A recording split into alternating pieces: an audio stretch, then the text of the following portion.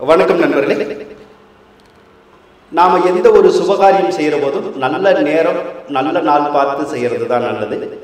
அதில் ஜோதிட சாஸ்திர விதிப்படி குறிப்பிட்ட நட்சத்திரங்கள் வர்ற போது நல்ல காரியங்கள் செய்யலாம், சுபகாரியங்கள் செய்யலாம். அப்படி செஞ்சால் அந்த காரியங்கள் நல்லபடியாக முடியும், எதிர்காலத்தில் அந்த காரியங்கள் நன்மையை தரும் அப்படிங்கிறது தான் ஜோதிட சாஸ்திரம் சொல்லுது. அப்படி சுபகாரியம் செய்ய உகந்த நட்சத்திரங்கள் எது அப்படிங்கிறத நாம் இப்போ பார்ப்போம்.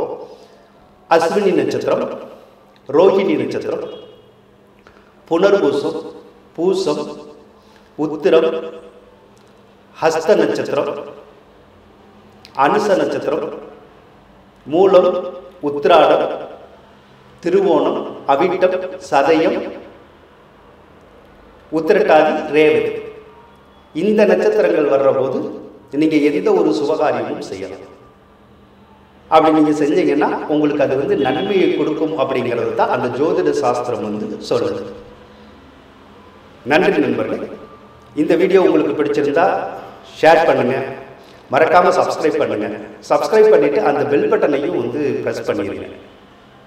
நன்றி.